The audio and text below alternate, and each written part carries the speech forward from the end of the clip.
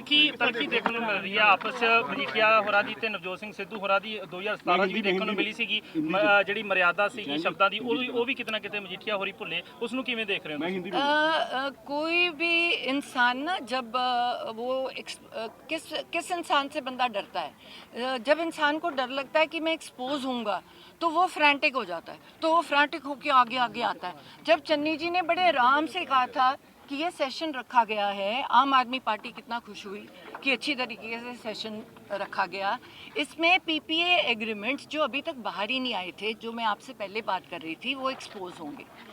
इसमें मेन बात क्या थी कि तुम्हें सेंटर कह रहा है कि तुम्हें बिजली 2000 किलोवाट चाहिए, हमारी स्टेट लिख के देती है कि नहीं, हम अपनी बिजली प्रोड्यूस नहीं करेंगे, हमें 4000 किलोवाट बिजली चाहिए, वो भी हम बाहर से खरीदेंगे।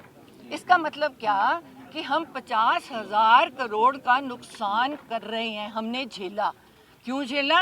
क्योंकि हमने मजीठिया और इनके परिवार की और इनकी फैमिलीज़ की जो बिजली थी उनका 20-25 साल का कॉन्ट्रैक्ट साइन किया था। अब पहले उनकी बसें पकड़ लेते हो तुम, एक दिन पहले तो हमने उनकी बसें बंद कर दी। अभी इमेजिन करो केजरीवाल की चालाकी, अभी उन्होंने केजरीवाल ने जो ऑर्बिट बसें हैं और वो हैं उनको परमिट दिया हुआ है क्रॉस करने का। अभी हमारी अगली लड़ाई क्या है? सिर्फ पंजाब में ही हमारी बसें नहीं चलेंगी।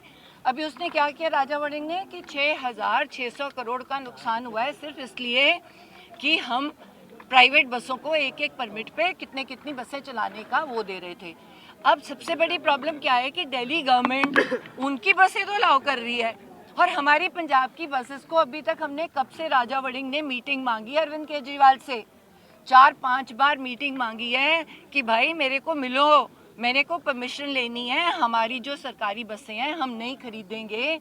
ये वाले 6,600 करोड़ में 25,000 बस आनी थी, इसका मतलब एम्प्लॉयमेंट 50,000 बंदे की एम्प्लॉयमेंट।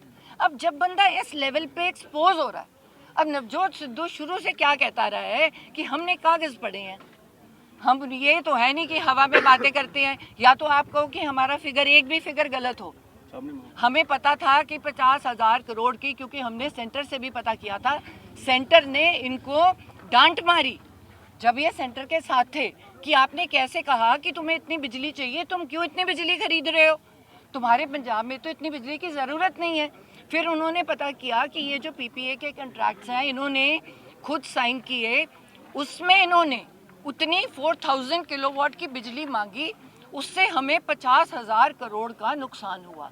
जब हम कहते हैं पक्के कर दो तब हम कहते हैं पैसे नहीं हैं, जब हम कहते हैं तनख्वाहें टाइम पे दे दो पैसे नहीं हैं, कोई अच्छा काम कर दो पैसे नहीं हैं। तो पैसा अगर एक ही परिवार खाई जाएगा, तो पहले ही कह रहे थे कि टुट्टी कॉलेज में जो बंदा आया था, आज 5 सितारा होटल, 7 सितारा होटल, इतनी प्राइवेट बसें, हम सब लोग नौकरी करते हैं। एमएलए, आपको याद रखना पड़ेगा कि एमएलए मंत्री हो चाहे ये नौकर हैं, क्योंकि लोगों के चुने हुए नुमाइंदे हैं, मतलब कि हम गवर्नमेंट के सर्वेंट्स हैं, हमें गवर्नमेंट की सैलरी मिलती है। मेरी salary as a MLA doctor की सैलरी से कम थी, तो मैं क्यों कुछ नहीं बना पाई, तो मेरा लिविंग स्टैंडर्ड कम हुआ। तो इन लोगों का ऐसा क्या लॉटरियां लग जाती हैं एमएलए और एमपी बनके कि ये इतने करोड़ों के महल और 7 सितारा और ये होटल एक्सपोज कौन आपके सामने रोज एक्सपोज हो रही है। 4.5 साल से तुसी भी नहीं कर पाए। देखो, मैंने कहा कैप्टन अमरिंदर सिंह जी इनके साथ थे, हमने जो भी हमारे साथ हुआ इसीलिए हुआ क्योंकि नवजोत सिद्धू ने कह दिया कि 75-25 चलता है। अब क्या होता है कि एक बंदा 10 साल जब राज करता है तो वो चोरी करनी सिखा देता है। हर इंसान को शौक होता है कि मैं पैसे बनाऊं, तो उसको अकाली दल ने 10 साल राज किया, उन्होंने चोरी करने के तरीके सिखाए, उन्होंने सब सारे पंजाब को नहीं, मैं कह रही हूँ सारे पंजाब को सिखाए। जो बंदा ये गलत काम कर रहा है, जो बंदा, इसमें अकेले एमएलए नहीं होते, कंट्रैक्टर होते हैं, सारे बंदे होते हैं। नवजोत ने क्या कहा कि कॉरपोरेशन बना दो। अब चन्नी जी क्या कह रहे हैं, है ना, कि 5 रुपए स्क्वायर फीट पे उठाएंगे। अभी की उस लेवल पे आए नहीं है हम कि उससे ज़्यादा अगर पकड़े गए तो कोई इंसान, कोई यंगस्टर मुझे उसकी फ़ोटो बता दे, दिखा दे, मैं साइट पे जाके कैंसिल करूँगा। जबकि अभी भी 22 रुपए स्क्वायर फीट मिल रही है, इसको टाइम लगेगा। जब फिक्स हो गई ये नवजोत का क्या रोना था शुरू से कि फिक्स कर दो, जो हमारा यूथ बाहर जा रहा है, हमारी सारी पंजाब की रिस्पॉन्सिबिलिटी बनती है कि हम ये जो चोरियां हो रही हैं, चाहे बसों में थी, चाहे लिकर माफिया में थी, चाहे सैंड माफिया में थी, हम पिछले पे क्यों जाएं? अब हम लोकल बॉडीज मिनिस्ट्री में थे, पुरानी फाइलों में क्यों जाएं?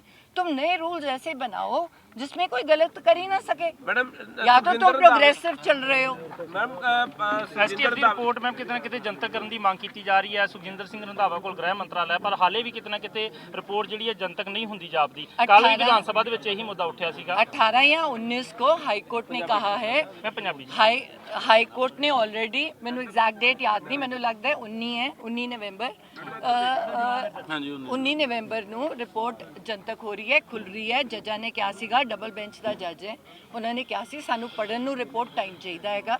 ਉਹ ਰਿਪੋਰਟ ਜਦੋਂ ਖੁੱਲੇਗੀ ਪਹਿਲਾ ਨਾਮ ਆਏਗਾ।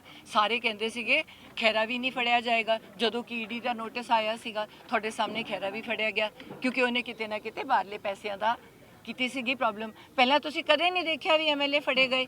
ਬੈਂਸ ਬ੍ਰਦਰ ਦੇ ਵੀ ਰੇਪ ਦਾ ਪਰਚਾ ਹੋਇਆ, ਪਹਿਲਾਂ ਤਾਂ ਕਦੇ ਨਹੀਂ ਹੋਇਆ। ਸੋ ਜੇ ਸਾਡੀ ਸਰਕਾਰ ਆਈ ਹੈ ਤਾਂ ਥੋੜੇ ਜਿਹੇ ਸਟ੍ਰਿਕਟ ਹੋ ਰਹੇ ਹੈ ਤਾਂ ਲੋਕ ਫੜੇ ਜਾ ਰਹੇ ਹੈ। ਤੇ ਜਿਹੜੀਆਂ ਬੱਸਾਂ ਫੜੀਆਂ ਗਈਆਂ ਉਹਨਾਂ ਚੋਂ 40% ਤਾਂ ਕਾਂਗਰਸ ਦੀਆਂ ਵੀ ਬੱਸਾਂ ਹੈ ਤੇ ਕਾਂਗਰਸ ਵਾਲੇ ਐਮਐਲਏ ਨੂੰ ਵੀ ਤਾਂ ਕਿਹਾ ਗਿਆ ਵੀ ਤੁਸੀਂ ਵੀ ਪੈਸੇ ਜਮ੍ਹਾਂ ਕਰਾਓ ਜੇ ਤੁਸੀਂ ਕਾਂਗਰਸੀਆਂ ਨੇ ਆਪਣੀਆਂ ਪ੍ਰਾਈਵੇਟ ਇੱਕ ਪਰਮਿਟ ਤੇ ਪਰ ਕੀਤੀਆਂ ਮੈਡਮ ਹੈ। ਵਿਕਰਮ ਮਜੀਠੀਆ ਚੁਣੌਤੀ ਦੇ ਰਹੇ ਹੈ। ਵਿਕਰਮ ਮਜੀਠੀਆ ਨੇ ਸਾਫ਼ ਚੁਣੌਤੀ ਦਿੱਤੀ ਹੈ। ਫਿਰ ਅੱਜ ਕੱਲ ਵਿੱਤ ਮੰਤਰੀ ਕਹਿ ਰਹੇ ਨੇ ਕਿ ਅਸੀਂ ਉਹਨਾਂ ਕੋਲੋਂ ਹੀ ਬਿਜਲੀ ਲਵਾਂਗੇ ਪਰ ਗੱਲ ਕਰਕੇ ਲਵਾਂਗੇ ਹੁਣ ਅਸੀਂ। ਮੈਂ ਕਹਿੰਨੀ ਆ ਕਿਉਂਕਿ ਅਦਰਵਾਈਜ਼ ਤੁਹਾਡੇ ਹਾਈ ਕੋਰਟ ਚੈਲੰਜ ਹੋ ਜਾਂਦੇ ਆ। ਜਿਹੜਾ ਰੇਟ ਤੇ ਤੁਹਾਨੂੰ ਮਾਰਕੀਟ 'ਚ ਮਿਲ ਰਹੀ ਹੈ, ਜਿਹੜੇ ਰੇਟ ਤੇ ਮਾਰਕੀਟ ਮਿਲ ਰਹੀ ਹੈ, ਜੇ ਅਗਲਾ ਬੰਦਾ, ਹਰ ਬੰਦੇ ਦੀ ਪਹਿਲੀ ਉਸ ਬੰਦੇ ਦੀ ਪ੍ਰਾਇੋਰਟੀ ਹੁੰਦੀ ਹੈ ਜਿਹੜੇ ਬੰਦੇ ਨਾਲ ਤੁਹਾਡਾ ਕੰਟਰੈਕਟ ਸਾਈਨ ਕੀਤਾ ਹੋਵੇ।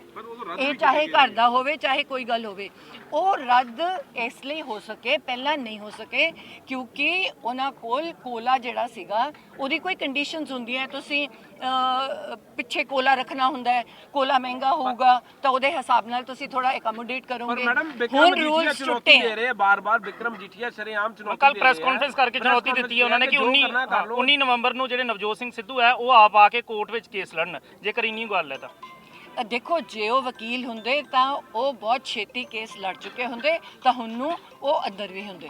ਬਾਕੀ ਲੋਕ ਜਿਨ੍ਹਾਂ ਨੇ ਗਲਤ ਕੰਮ ਕੀਤਾ, ਨਵਜੋਤ ਸਿੱਧੂ ਕੋਈ ਪਾਰਟਿਕੂਲਰ ਬੰਦੇ ਦੇ ਖਿਲਾਫ ਨਹੀਂ ਹੈ। ਨਵਜੋਤ ਸਿੱਧੂ ਹਮੇਸ਼ਾ ਪੰਜਾਬ ਦੇ ਲਈ ਪਾਲਿਸੀ ਦੀ ਗੱਲ ਕਰਦਾ ਹੈ। ਉਹ ਕਦੇ ਨਹੀਂ ਚਾਹੁੰਦਾ ਕਿ ਮੈਂ ਕਿਸੇ ਦਾ ਪਾਰਟਿਕੂਲਰ ਨਾਮ ਲੈ ਕੇ ਅਸੀਂ ਚੱਲੀਏ। ਜਿਹੜਾ ਵਿਧਾਨ ਸਭਾ ਦੇ ਵਿੱਚ ਸ਼ਬਦਾਵਲੀ ਵਰਤੀ ਗਈ ਹੈ, ਸਰੇਆਮ ਚੰਨੀ ਹਰਾਂ ਨੂੰ ਚੈਲੰਜ ਕੀਤਾ ਗਿਆ, ਨਾਲ ਪੰਜਾਬ ਪ੍ਰਧਾਨ ਨੂੰ ਵੀ ਚੈਲੰਜ ਕੀਤਾ ਗਿਆ। ਚਲੋ ਬਚਾਅ ਦੇ ਵਿੱਚ ਚੰਨੀ ਪੰਜਾਬ ਪ੍ਰਧਾਨ ਵਾਸਤੇ ਆਏ, ਇਹਨੂੰ ਕਿਸ ਤਰ੍ਹਾਂ ਦੇਖਦੇ ਹੋ ਤੁਸੀਂ? ਉਹ ਸ਼ੁਰੂ ਤੋਂ ਇਹ ਜਿਹਾ ਉਹ ਐਕਚੁਅਲੀ ਮਜੀਠੀਆ ਸ਼ੁਰੂ ਤੋਂ ਉਹਨੂੰ ਕੋਈ ਕੰਮ ਨਹੀਂ ਹੈ ਗੰਦੇ ਵਰਡਸ ਯੂਜ਼ ਕਰਨ ਤੋਂ ਸਵਾਏ, ਗੁੰਡਾਗਰਦੀ ਕਰਨ ਤੋਂ ਸਵਾਏ। ਮੈਂ ਪਹਿਲਾਂ ਕਹਿੰਨੀ ਆ, ਮੈਂ ਵੱਡੇ ਬਾਦਲ ਸਾਹਿਬ ਨੂੰ ਵੀ ਕਹਿਤਾ ਸੀਗਾ ਤੁਸੀਂ ਆਪਣੇ ਮੁੰਡੇ ਨੂੰ ਜੇ ਬਰਬਾਦ ਕਰਨਾ ਹੈ ਤਾਂ ਮਜੀਠੀਆ ਨੂੰ ਉਹਦੇ ਨਾਲ ਰੱਖ ਲਓ। ਜੇ ਤੁਸੀਂ ਚਾਹੁੰਦੇ ਹੋ ਕਿ ਅਕਾਲੀ ਦਲ ਨੂੰ ਬਚਾ ਲਓ ਤੇ ਆਪਣੇ ਮੁੰਡੇ ਨੂੰ ਬਚਾ ਲਓ ਉਹਦੇ ਤੋਂ, ਤਾਂ ਮਜੀਠੀਆ ਨੂੰ ਪਾਸੇ ਕਰ ਦਿਓ ਕਿਉਂਕਿ ਜਿਹੜੀ ਗੁੰਡਾਗਰਦੀ ਅਕਾਲੀ ਦਲ 'ਚ ਆਈ ਉਹ ਮਜੀਠੀਆ ਕਰਕੇ ਆਈ। ਉਹਨੇ ਸਿਖਾਇਆ ਯੰਗਸਟਰਸ ਨੂੰ ਕਿਵੇਂ ਪੈਸੇ ਕਮਾਣੇ ਹੈ ਡਰੱਗਸ ਦੇ ਥਰੂ, ਈਜ਼ੀ ਮਨੀ ਕਿਵੇਂ ਲੈ ਕੇ ਆਣੀ ਹੈ। ਜਿੰਨੇ ਝੂਠੇ ਪਰਚਿਆਂ ਦੇ ਨਾਮ ਆਏ, ਮੈਂ ਬਚਪਨ ਤੋਂ ਨਹੀਂ ਸੁਣਿਆ ਕਦੇ ਵੀ ਕੋਈ ਬੰਦਾ ਸਟੇਟ 'ਚ ਨਾ ਹੋਵੇ, ਡਿਸਟ੍ਰਿਕਟ 'ਚ ਨਾ ਹੋਵੇ, ਕੋਈ ਜਿਹਨੇ ਗਲਤ ਕੰਮ ਹੀ ਨਾ ਕੀਤਾ ਹੋਵੇ, ਉਹਦੇ ਸਕੂਟਰ ਦੇ ਵਿੱਚ ਕੋਈ 10 ਗ੍ਰਾਮ ਸੁੱਟ ਗਿਆ, ਉਹਦੇ ਘਰ 'ਚ ਕੋਈ ਸੁੱਟ ਗਿਆ, ਪਰਚਾ ਹੋ ਗਿਆ। ਅੱਜ ਕੱਲ੍ਹ ਲੋਕ ਪਰਚੇ ਦੀ ਐਂ ਗੱਲ ਕਰਦੇ ਆ, ਸਾਰੀ ਮਜੀਠੀਆ ਦੀ ਦੇਣ ਹੈ। ਫਲਾਣੇ ਬੰਦੇ ਨੇ ਮੇਰੀ ਗੱਲ ਨਹੀਂ ਸੁਣੀ, ਪਰਚਾ ਕਰ ਦੋ ਸਵੇਰੇ ਉਹਦੇ ਤੇ ਫਲਾਣੇ ਦਾ। ਇਹ ਪਹਿਲੀ ਵਾਰ ਇਹ 307 ਦਾ ਪਰਚਾ ਲਓ ਜੀ। ਸਭ ਤੋਂ ਸ਼ਰੀਫ ਬੰਦਾ। ਹੱਲ ਕੀ ਤੁਹਾਡੀ ਸਰਕਾਰ ਦੇ ਪੌਣੇ 5 ਸਾਲ 'ਚ ਹੱਲ ਨਹੀਂ ਕਰ ਪਾਈ? ਤੁਸੀਂ ਵੀ ਆਪਣੀ ਵਿਫਲਤਾ ਮੰਨਦੇ ਹੋ? ਦੇਖੋ 4.5 ਸਾਲ ਮੈਂ ਮੰਨਦੀ ਹੀ ਨਹੀਂ ਸਾਡੀ ਸਰਕਾਰ ਸੀ। ਸਾਡੇ ਕੈਪਟਨ ਅਮਰਿੰਦਰ ਸਿੰਘ ਜੀ ਟੋਟਲੀ ਉਹਨਾਂ ਦੇ ਨਾਲ ਰਲੇ ਹੋਏ ਸੀ। ਉਹਦੇ ਪਿੱਛੇ ਸਾਨੂੰ ਸਾਡੇ ਡਿਪਾਰਟਮੈਂਟ ਤੋਂ ਉਤਾਰਿਆ ਗਿਆ। ਮੈਂ ਕੀ ਕਰੋਗੇ? ਆਤਮ ਹੱਤਿਆ ਕਰ ਲਿੱਤੀ ਹੈ। ਬੁਲਾਰੀਏ ਦੇ ਪੀਏ ਦਾ ਨਾਮ ਆਇਆ, ਨਾਲ ਬੁਲਾਰੀਏ ਦਾ ਨਾਮ ਲੈਂਦੇ ਪਏ ਨੇ ਕਿ ਇਹਨਾਂ ਕਿ ਧੱਕਾਸ਼ਾਹੀ ਸਾਡੇ ਨਾਲ ਕੀਤੀ ਕਿ ਆਖਿਰਕਾਰ ਮਰਨ ਦਾ ਰਸਤਾ ਸਹੀ ਹੈ। ਦੇਖੋ ਇਹ ਜਿਹੜੀ ਵੀ ਗੱਲ ਹੈ ਇਹ ਬਹੁਤ ਸੈਂਸਿਟਿਵ ਮੈਟਰਸ ਹੈ। ਮੈਂ ਕਦੇ ਵੀ ਕਿਸੇ ਵੀ ਇਹੋ ਜਿਹੇ ਬੰਦੇ ਨੂੰ ਸਪੋਰਟ ਨਹੀਂ ਕਰਦੀ, ਚਾਹੇ ਉਹ ਮੇਰਾ ਆਪਣਾ ਪਰਿਵਾਰ ਦਾ ਬੰਦਾ ਹੋਵੇ, ਕੋਈ ਬੰਦਾ ਹੋਵੇ ਜਿਹਦੇ ਕਰਕੇ ਮਜਬੂਰ ਹੋ ਕੇ ਕਿਸੇ ਵੀ ਪੰਜਾਬੀ ਕਿਸੇ ਵੀ ਬੰਦੇ ਨੂੰ ਗਲਤ ਸਟੈਪ ਕੋਈ ਆਪਣੀ ਜਾਨ ਨਾਲ ਸਟੈਪ ਲੈਣਾ ਪਵੇ। ਸੋ ਮੈਂ ਬਿਲਕੁਲ ਇਹਦੇ ਅਗੇਂਸਟ ਆ, ਪਰ ਮੈਂ ਹਮੇਸ਼ਾ ਇਹੀ ਚਾਹੁੰਦੀ ਹਾਂ ਕਿ ਜਿਹੜੀ ਇਨਵੈਸਟੀਗੇਸ਼ਨ ਹੈ ਬਹੁਤ ਫੇਅਰ ਹੋਣੀ ਚਾਹੀਦੀ ਹੈ। ਪਹਿਲੀ ਵਾਰ ਪੋਲਿਟਿਕਸ 'ਚ ਆ ਕੇ ਮੈਂ ਝੂਠੇ ਪੁਲਿਸ ਕੇਸ ਦੇਖੇ ਹੈ, ਝੂਠੇ ਪਰਚੇ ਦੇਖੇ ਹੈ, ਝੂਠੀਆਂ ਰਿਪੋਰਟਾਂ ਦੇਖੀਆਂ ਹੈ, ਜਾਲੀ ਮੈਂ ਜਦੋਂ ਡਾਕਟਰ ਸੀ ਮੈਨੂੰ ਪਤਾ ਨਹੀਂ ਸੀ ਕਿ ਇਹ ਜਾਲੀ ਕਿਵੇਂ ਹੱਡੀਆਂ ਤੋੜੀਆਂ ਜਾਂਦੀਆਂ। ਇਹ ਮੈਂ ਪਹਿਲੀ ਵਾਰ ਦੇਖਿਆ ਵੀ ਤੁਹਾਡਾ ਸਿਰ ਫਾੜਿਆ ਗਿਆ ਜਾਲੀ ਹੈ, ਬਲੇਡ ਰੱਖ ਕੇ ਤੁਸੀਂ ਹੱਡੀ ਟੁੱਟੀ ਦਿਖਾ ਰਹੇ ਹੋ, ਇਹ ਪਹਿਲੀ ਵਾਰ ਦੇਖਿਆ ਗਿਆ। ਮੈਮ ਨੋਨੀ ਮਾਨ ਤੇ ਪਰਚਾ ਦਰਜ ਕੀਤਾ ਗਿਆ ਹੈ, ਜਿਹੜੀ ਗੁੰਡਾਗਰਦੀ ਉਹਨਾਂ ਨੇ ਕੀਤੀ ਹੈ, ਜਿਹੜੇ ਕਿਸਾਨਾਂ ਨੂੰ ਦਲਣ ਦੀ ਵੀ ਕੋਸ਼ਿਸ਼ ਕੀਤੀ ਵੀਡੀਓ ਸਾਹਮਣੇ ਦਿਖ ਰਹੀ ਹੈ ਤੇ ਆਡੀਓ ਵੀ ਇੱਕ ਵਾਇਰਲ ਹੋਇਆ ਜਿਸ ਵਿੱਚ ਸੁਖਬੀਰ ਬਾਦਲ ਦਾਅਵਾ ਕਰ ਰਹੇ ਨੇ ਕਿ ਇਹ ਪਿੰਕੀ ਤੇ ਪਾ ਦਿਓ। ਦੇਖੋ ਉਹ ਤਾਂ ਜਿਹੜੀ ਗੱਡੀ ਵਾਲਾ ਮੈਂ ਦੇਖਿਆ, ਮੈਂ ਸੁਖਬੀਰ ਬਾਦਲ ਦੀ ਆਡੀਓ ਨਹੀਂ ਸੁਣੀ, ਮੈਂ ਵੀ ਝੂਠ ਬੋਲਾਂ, ਪਰ ਜਿਹੜਾ ਮੈਂ ਉਹ ਜਦੋਂ ਗੱਡੀਆਂ ਨਿਕਲ ਰਹੀਆਂ ਤੇ ਫਾਇਰਿੰਗ ਹੋ ਰਹੀ ਹੈ, ਮੈਂ ਪੂਰੀ ਵੀਡੀਓ ਦੇਖੀ ਹੈ ਧਿਆਨ ਦੇ ਨਾਲ, ਐਂਡ ਉਹ ਤਾਂ ਹੀ ਇਮੀਡੀਏਟਲੀ ਉਸ ਤੇ ਐਕਸ਼ਨ ਹੋਇਆ, ਐਂਡ ਉਹ ਬਿਲਕੁਲ ਉਹਨਾਂ ਨੇ ਕਿਸਾਨਾਂ ਤੇ ਚਲਾਈ ਹੈ ਗੋਲੀ, ਤੇ ਕਿਉਂਕਿ ਉਹ ਹੈ ਵੀ ਬਹੁਤ ਜ਼ਿਆਦਾ ਸਟਰੋਂਗ ਜਿਨ੍ਹਾਂ ਤੇ ਗੋਲੀ ਚਲਾਈ ਗਈ ਹੈ, ਐਂਡ ਇਮੀਡੀਏਟਲੀ ਡਿਸਮਿਸ ਹੋਣਾ ਚਾਹੀਦਾ ਹੈ ਤੇ ਇਮੀਡੀਏਟਲੀ ਐਕਸ਼ਨ ਹੋਣਾ ਚਾਹੀਦਾ। ਚੰਨੀ ਸਾਹਿਬ ਨੇ ਬਿਜਲੀ ਦੇ ਬਿੱਲ ਮਾਫ ਕੀਤੇ, ਕੀ ਉਹ ਪਾਣੀ ਦੇ ਬਿੱਲ ਵੀ ਬਕਾਇਆ ਮਾਫ ਕਰਨਗੇ? ਦੇਖੋ ਇਹ ਉਹਨਾਂ ਦੀ ਡਿਸੀਜਨ ਹੋਊਗੀ, ਜਿਹੜਾ ਡਿਸੀਜਨ ਉਹ ਲੈਣਗੇ। ਸਾਡਾ ਸਿਰਫ ਇੰਨਾ ਕੰਮ ਹੈ ਕਿ ਜੋ ਵੀ ਕੈਬਨਿਟ ਡਿਸੀਜਨ ਹੋਵੇ ਅਸੀਂ ਲੋਕਾਂ ਤੱਕ ਲੈ ਕੇ ਜਾਈਏ। ਸਭ ਤੋਂ ਪਹਿਲਾਂ ਅੰਮ੍ਰਿਤਸਰ ਈਸਟ ਕੈਂਪ ਲਾਂਦੀ ਹੈ, ਉੱਤੋਂ ਚਾਹੇ ਸੈਂਟਰ ਤੋਂ ਪੈਸਾ ਮਿਲੇ ਚਾਹੇ ਸਟੇਟ ਤੋਂ ਪੈਸਾ ਮਿਲੇ, ਲੋਕਾਂ ਤੱਕ ਪਹੁੰਚਾਉਣਾ ਸਾਡਾ ਕੰਮ ਹੈ। ਮੈਡਮ ਸੋਨੀਆ ਮਾਨ ਅੱਜ ਸ਼ਾਮਲ ਹੋ ਰਹੇ, ਇੱਕ ਮਿੰਟ ਯਾਰ, ਸੋਨੀਆ ਔਰ ਜਿਹੜੇ ਸੁਨੀਲ ਜਾਖੜ ਲਗਾਤਾਰ ਸਰਕਾਰ ਦੇ ਕੰਮ ਕਰਦੇ ਨਿਸ਼ਾਨਾ ਸਾਧਨ ਕਹਿੰਦੇ ਏਜੀ ਨੂੰ ਹਟਾਉਣਾ ਵੀ ਗਲਤ ਸੀ। ਕਿ ਕਿਤੇ ਨਾ ਕਿਤੇ ਇਹ ਵੀ ਗੱਲ ਜ਼ਰੂਰ ਸਾਹਮਣੇ ਆ ਰਹੀ ਕਿ ਨਵਜੋਤ ਸਿੰਘ ਸਿੱਧੂ ਜਿਹੜੇ ਆ ਉਹ ਸਰਕਾਰ ਦੇ ਕੰਮਾਂ 'ਚ ਦਖਲਅੰਦਾਜ਼ੀ ਕਰ ਰਹੇ ਨੇ, ਹੈਵੀ ਹੋ ਰਹੇ ਨੇ ਸਰਕਾਰ ਤੇ, ਤੇ ਉਹਨਾਂ ਦੀਆਂ ਜਿਹੜੀਆਂ ਮਨਾਈਆਂ ਨੇ ਉਹ ਮੰਨੀਆਂ ਜਾ ਰਹੀਆਂ ਨੇ ਕਿਉਂਕਿ ਤੁਹਾਡੀ ਸਰਕਾਰ ਦੇ ਲੋਕ ਕਹਿ ਰਹੇ ਨੇ। ਦੇਖੋ ਬੰਦਾ ਉਹੀ ਸੱਚਾ ਹੁੰਦਾ ਹੈ ਜਾਂ ਉਹਦੀ ਮੰਨੀ ਜਾਂਦੀ ਹੈ ਜਿਹੜੀ ਸੱਚੀ ਗੱਲ ਕਰਦਾ ਹੈ। ਡੈਮੋਕ੍ਰੇਸੀ ਦੇ ਵਿੱਚ ਤੁਸੀਂ ਇਹ ਗੱਲ ਬਿਲਕੁਲ ਗਲਤ ਹੈ ਵੀ ਮੈਂ ਮੰਨਦੀ ਹਾਂ ਵੀ ਇਹ ਗੱਲ ਬਿਲਕੁਲ ਗਲਤ ਹੈ ਕਿ ਤੁਸੀਂ ਇੰਟਰਵੀਨ ਕਰੋ ਇਹਦੇ ਵਿੱਚ ਕਿ ਏਜੀ ਕੌਣ ਲੱਗ ਰਿਹਾ ਹੈ, ਡੀਜੀਪੀ ਕੌਣ ਲੱਗ ਰਿਹਾ ਹੈ, ਬਿਲਕੁਲ ਨਹੀਂ ਕਰਨਾ। ਮੈਂ ਕਿਹਾ ਬਿਲਕੁਲ ਨਹੀਂ ਕਰਨਾ ਚਾਹੀਦਾ ਮੈਰਿਟ ਤੇ, ਪਰ ਪੰਜਾਬ ਦੇ ਲੋਕਾਂ ਨੂੰ ਪੁੱਛੋ ਵੀ ਭਾਈ ਉਹ ਵਾਲਾ ਏਜੀ ਜਿਹਨੇ ਸੈਣੀ ਨੂੰ ਬੇਲ ਦਵਾਈ ਸੀ, ਜਿਹੜਾ ਸੈਣੀ ਦੇ ਲਈ ਪੇਸ਼ ਹੋਇਆ ਸੀ, ਉਹ ਬੰਦਾ ਬਰਗਾੜੀ ਵਾਲੇ ਲੋਕਾਂ ਨੂੰ ਇਨਸਾਫ ਦੇ ਸਕਦਾ ਕਿ ਨਹੀਂ?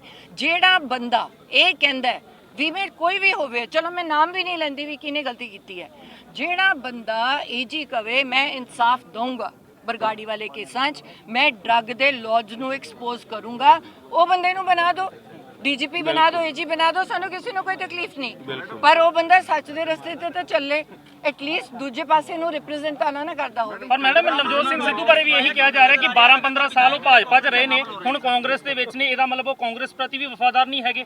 ਜੇਕਰ ਏਜੀ ਦੀ ਗੱਲ ਹੋ ਰਹੀ ਹੈ ਕਿਉਂਕਿ ਕੋਈ ਵੀ ਐਡਵੋਕੇਟ ਹੁੰਦਾ ਹੈ ਉਸਨੇ ਕੇਸ ਲੜਨਾ ਹੁੰਦਾ ਹੈ, ਇਹੀ ਗੱਲ ਨਵਜੋਤ ਸਿੱਧੂ ਨੂੰ ਪੁੱਛੀ ਜਾ ਰਹੀ ਕਿ 12-15 ਸਾਲ ਉਹਨਾਂ ਨੇ ਭਾਜਪਾ 'ਚ ਕੱਟੀ ਹੈ, ਹੁਣ ਉਹ ਕਾਂਗਰਸ ਨੇ, ਇਸ ਦਾ ਮਤਲਬ ਉਹ ਵਫਾਦਾਰ ਨਹੀਂ ਹੈ। ਭਾਜਪਾ 'ਚ ਰਹਿ ਕੇ ਸਾਰੇ ਬੰਦਿਆਂ ਨੂੰ ਪਤਾ ਹੈ ਕਿ ਜਿੰਨਾ ਨਵਜੋਤ ਸਿੱਧੂ ਨੇ ਸੈਕਰੀਫਾਈਸ ਕੀਤਾ, 2 ਵਾਰ ਦਾ ਯੂਨੀਅਨ ਮਿਨਿਸਟਰ ਹੁੰਦਾ ਉਹ, ਜਦੋਂ ਜੇਟਲੀ ਸਰ ਆਏ ਸੀ ਇੱਥੋਂ ਪੰਜਾਬ ਤੋਂ, ਉਹਦਾ ਬਾਹਰ ਨਿਕਲਣ ਦਾ ਰੀਜ਼ਨ ਕੀ ਸੀ? ਅਕਾਲੀ ਦਲ, ਤੇ ਅਕਾਲੀ ਦਲ ਨੂੰ ਛੱਡ ਦੋ, ਉਹਨਾਂ ਨੇ ਨਹੀਂ ਛੱਡਿਆ, ਬਾਅਦ 'ਚ ਵੀ ਤਾਂ ਛੱਡਿਆ, ਬਾਅਦ 'ਚ ਗੱਲ ਮੰਨੀ, ਪਹਿਲਾਂ ਮੰਨ ਲੈਂਦੇ।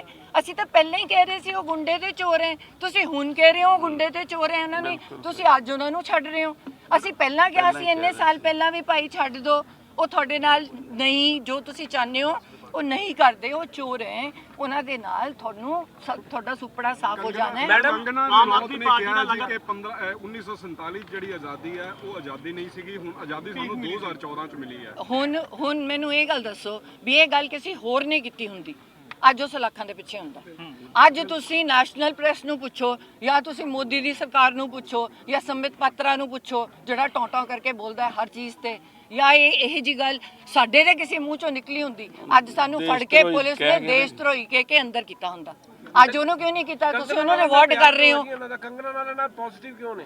ਵੀ ਉਹ ਸਪੈਸ਼ਲ ਹੈ ਉਹਨਾਂ ਦੀ, ਉਹ ਕੁਝ ਵੀ ਕਰ ਸਕਦੀ ਹੈ, ਉਹਨਾਂ ਨਾਲ ਐਕਸਟਰਾ ਪਿਆਰ ਹੈ ਤਾਂ ਉਹ ਦੱਸਣਗੇ, ਉਹ ਦੱਸ ਸਕਦੇ ਆ ਵੀ ਐਕਸਟਰਾ ਪਿਆਰ ਉਹਦੇ ਨਾਲ ਕਿਉਂ ਹੈ, ਸਾਡੇ ਨਾਲ ਕਿਉਂ ਨਹੀਂ ਹੈ। ਸੋਨੀਆ ਮਾਨ ਵੀ ਅੱਜ ਅਕਾਲੀ ਦਲ ਦਾ ਹਿੱਸਾ ਬਣ ਰਹੇ ਨੇ, ਸੋਨੀਆ ਮਾਨ ਵਿਧਾਇਕ ਜਿਹੜੇ ਆ ਕਾਂਗਰਸ ਵਿੱਚ ਸ਼ਾਮਲ ਹੋ ਰਹੇ ਨੇ ਲਗਾਤਾਰ। ਮੈਂ ਤੁਹਾਨੂੰ ਕਿਹਾ ਸਾਰੇ ਹੋਣਗੇ, ਕੱਲ ਵਿਚਾਰੇ ਇੰਨੇ ਮਜਬੂਰ ਹੋ ਗਏ, ਉਹ ਵਿੱਚੋਂ ਹੀ ਛੱਡ ਕੇ ਆ ਗਏ ਚੰਨੀ ਸਾਹਿਬ ਕੋਲ ਵੀ ਸਾਨੂੰ ਤੁਹਾਡੀ ਬਹੁਤ ਅੱਛੀ ਪਰਫਾਰਮੈਂਸ, ਮੈਂ ਤਾਂ ਤੁਹਾਨੂੰ ਪਹਿਲਾਂ ਹੀ ਕਿਹਾ ਸੀ ਵੀ ਉਹ ਭੱਜੇ ਆਣਗੇ। 2022 ਚ ਵੀ ਚੰਨੀ ਸਾਹਿਬ ਹੀ ਚਿਹਰਾ ਹੋਣਗੇ, ਫਿਰ ਇਹ ਮੰਨ ਕੇ ਚੱਲੀਏ ਤਾਂ ਹੀ ਉਹਨਾਂ ਦੀ ਪਰਫਾਰਮੈਂਸ ਤੋਂ ਖੁਸ਼ ਹੋ ਰਹੇ ਨੇ।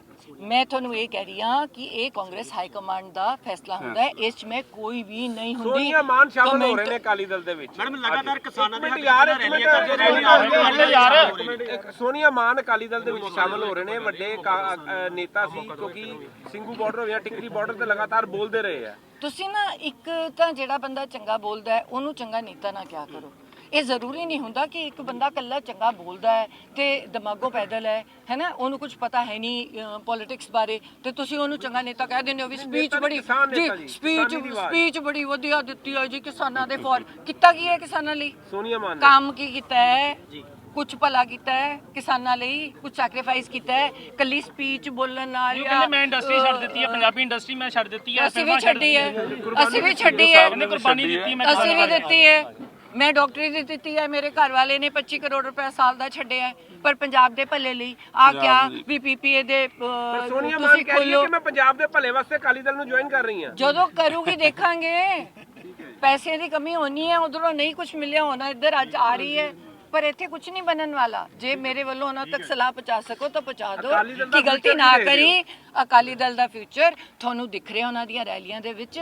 ਪਿਛਲੀਆਂ 75% ਕੁਰਸੀਆਂ ਖਾਲੀ ਹੁੰਦੀਆਂ ਨੇ, ਜਿਹੜੇ ਬੱਸਾਂ ਚੋਂ ਬੰਦੇ ਨਿਕਲਦੇ ਨੇ ਉਹਨਾਂ ਦੇ ਆ ਕੇ ਪਿੰਡ ਵਾਲੇ ਡਾਂਗਾ ਮਾਰ ਰਹੇ ਨੇ ਵੀ ਤੁਸੀਂ ਗਏ ਕਿਵੇਂ ਉਹਨਾਂ ਦੀ ਰੈਲੀ ਤੇ? ਸਾਲੇ ਬੋਤਲਾਂ ਪਿੱਛੇ ਵਿਕ ਗਏ, ਉਹਨਾਂ ਨੂੰ ਡਾਂਗਾ ਪੈ ਰਹੀਆਂ। ਤੁਸੀਂ ਵੀ ਸੋਸ਼ਲ ਮੀਡੀਆ ਦੇਖ ਰਹੇ ਹੋ, ਮੈਂ ਵੀ ਸੋਸ਼ਲ ਮੀਡੀਆ ਦੇਖ ਰਹੀ ਹਾਂ। ਆਰਬਿਟ ਦੀਆਂ ਬੱਸਾਂ ਇੱਕ ਮੈਡਮ ਤੁਸੀਂ ਕਹਿ ਰਹੇ ਹੋ ਆਰਬਿਟ ਦੀਆਂ ਬੱਸਾਂ ਦਿੱਲੀ ਜਾਂਦੀਆਂ ਜਿਹੜੀ ਆਮ ਇੱਕ ਮਿਲੀ ਭਗਤ ਹੈ ਫਿਰ ਮੈਂ ਕਹਿੰਦੀ ਹਾਂ ਫਿਰ ਕੇਜਰੀਵਾਲ ਕਿਵੇਂ ਆਪਣੇ ਆਪ ਨੂੰ ਸੱਚਾ ਕਹਿ ਰਿਹਾ ਜਦੋਂ ਉਹਨਾਂ ਦੀਆਂ ਬੱਸਾਂ ਪ੍ਰਾਈਵੇਟ ਬੱਸਾਂ ਅਲਾਉ ਕਰ ਰਿਹਾ ਦਿੱਲੀ ਚੋਂ ਕ੍ਰਾਸ ਕਰਨ ਨੂੰ, ਸਰਕਾਰੀ ਬੱਸ ਕਿਉਂ ਨਹੀਂ? ਅਸੀਂ ਇਹ ਕਹਿੰਦੇ ਹਾਂ ਕਿ 80% ਸਰਕਾਰੀ ਕੰਮ ਹੋਣਾ ਚਾਹੀਦਾ ਹੈ, ਤਾਂ ਸਰਕਾਰੀ ਨੌਕਰੀਆਂ ਮਿਲਣਗੀਆਂ, ਤਾਂ ਪੰਜਾਬ ਆਪਣੇ ਪੈਰਾਂ ਤੇ ਖੜਾ ਹੋਏਗਾ। ਜਾਣ ਬੁੱਝ ਕੇ ਪੰਜਾਬ ਨੂੰ ਫਾਈਨੈਂਸ਼ੀਅਲੀ ਨੁਕਸਾਨ ਕੀਤਾ ਜਾ ਰਿਹਾ ਹੈ। ਐਬਸੋਲੂਟਲੀ ਪ੍ਰਾਈਵੇਟ ਉਹ ਕਰਨ ਦੇ ਬਾਅਦ ਇਸ 'ਚ ਉਹ ਦੋਸ਼ੀ ਹੈ ਬਰਾਬਰ ਦਾ। ਬਿਲਕੁਲ। ਸੋ ਇਸ